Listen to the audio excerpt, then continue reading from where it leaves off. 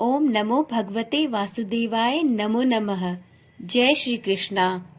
आप सभी को सफला एकादशी की अत्यंत हार्दिक शुभकामनाएं। सफला एकादशी 2024 की पहली एकादशी है।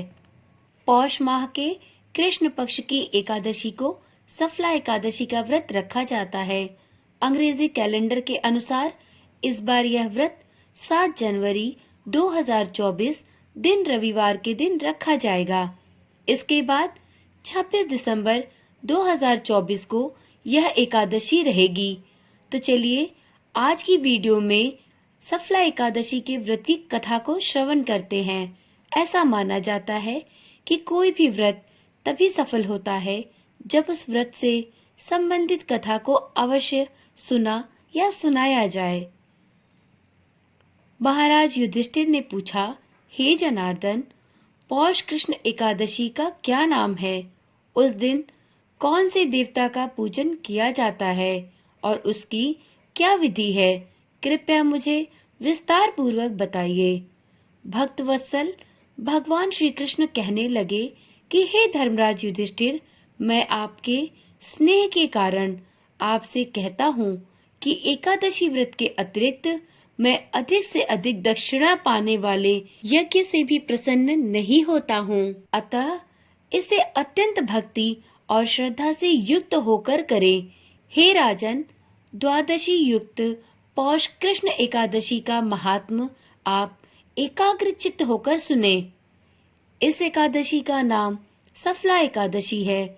इस एकादशी के देवता श्री नारायण है।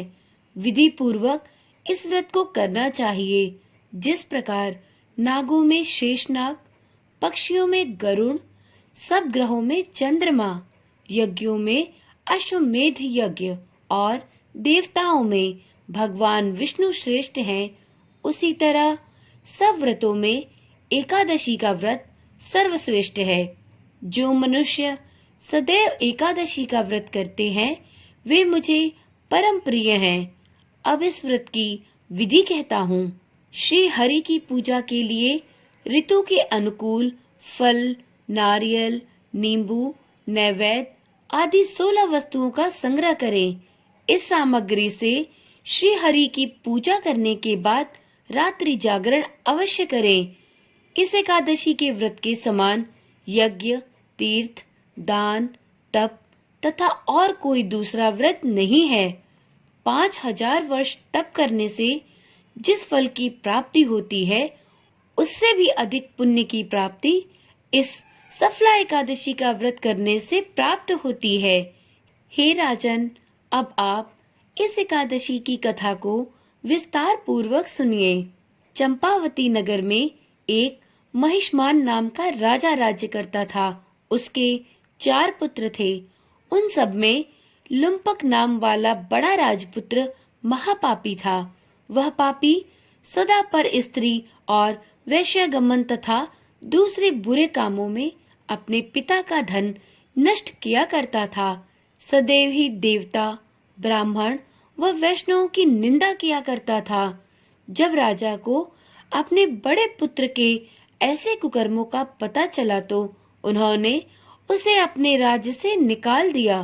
तब वह विचारने लगा कि अब मैं क्या करूं, कहाँ जाऊं। अंत में उसने चोरी करने का निश्चय किया। दिन में वह वन में रहता और रात्रि को अपने पिता की नगरी में ही चोरी करता तथा प्रजा को तंग करने और उन्हें मारने का कुकर्म भी किया करता। कुछ समय पश्चात सारी नगरी भयभीत हो गई। वह वन में रहकर पशु आदि को मारकर खाने लगा। नागरिक और राज्य के कर्मचारी उसे पकड़ लेते, किंतु राजा के भय से उसे वापस छोड़ देते। वन में एक अति प्राचीन विशाल पीपल का वृक्ष था। लोग उसकी भगवान के समान पूजा करते थे। उसी वृक्ष के नीचे वह महापापी लुम्पक रहा करता था। इस वन को लोग देवताओं की क्रीड़ा स्थली मानते थे। कुछ समय पश्चात पौष कृष्ण पक्ष की दशमी के दिन वह वस्त्रहीन होने के कारण शीत के चलते सारी रात्रि सो नहीं सका। उसके हाथ पैर ठंड से अकड़ गए। सूर्योदय होते होते वह मूर्छित हो गया। दूसरे दिन एकादशी को मध्याह्न के समय सूर्य की गर्मी पाकर उसकी मूर्छा दूर हुई। गिरता पड़ता वह भोजन की तलाश में इधर उधर भटकने लगा। पशुओं को मारने में अब वह असमर्थ हो गया था। अतः पेड़ों के नीचे गिरे हुए फल उठाकर वापस उसी पीपल वृक्ष के नीचे आ गया। उस समय तक भगवान सूर्य अस्त हो चुके थे। वृक्ष के नीचे फल रखकर कहने लगा, हे भगवान, अब आपको ही अर्पण है ये फल, आप तृप्त हो जाइए। उस रात्रि को दुख के कारण रात्रि को भी उसे नींद नहीं आई। उसके इस उपवास और जागरण से भगवान विष्णु अत्यंत प्रसन्न हो गए और उसके सारे पाप नष्ट हो गए। दूसरे दिन प्रातः एक अति सुंदर घोड़ा अनेक सुंदर वस्तुओं से सजा हुआ उसके समक्ष आकर खड़ा हो गया। उसी समय आकाशवाणी हुई कि हे राजपुत्र, श्री नारायण की कृपा से तेरे सभी पाप नष्ट हो गए हैं। अब तू अपने पिता के पास जाकर राज्य प्राप्त कर।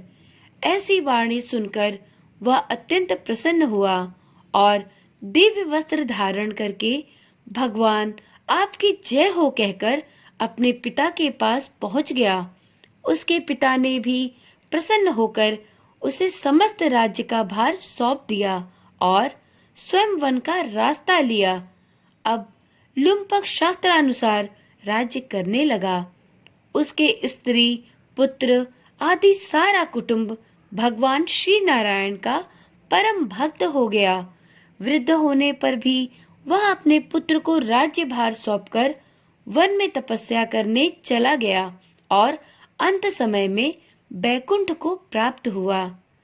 अतः जो मनुष्य इस परम पवित्र सफला एकादशी के व्रत को धारण करता है, उसे मृत्यु पश्चात मुक्ति एवं मोक्ष की प्राप्ति होती है। और जो व्यक्ति इस व्रत को धारण नहीं करते, वे पूंछ और सींगों से रहित पशुओं के समान है। इस सफला एकादशी के महात्म को पढ़ने अथवा श्रवण करने मात्र से मनुष्य को अश्वमेध यज्ञ का फल प्राप्त होता है। अतः सफला एकादशी का व्रत हर मनुष्य को अवश्य करना चाहिए, ताकि जाने अनजाने में उससे इस जीवन में जो भी पाप हुए हो वह दूर हो जाए और उसे मरने के पश्चात बैकुंठ में स्थान मिले। 5000 वर्ष तप करने से जिस फल की प्राप्ति होती है, उससे भी अधिक फल की प्राप्ति इस सफला एकादशी का व्रत करने वाले व्यक्ति को प्राप्त होती है। तो मित्रों, चलिए हम भी इस सफला एकादशी के इस पावन एवं मोक्षदायिनी कथा के श्रवण से अपने जीवन को धन्य बनाएं और श्री हरि विष्णु की कृपा के पात्र बने। इसी आशा और विश्वास के साथ मैं इस वीडियो को यहीं पर समाप्त करती हूँ। फिर मिलेंगे एक नई वीडियो के साथ। तब तक के लिए ओम नमः शिवाय। जय श्री कृष्णा। राधे राधे।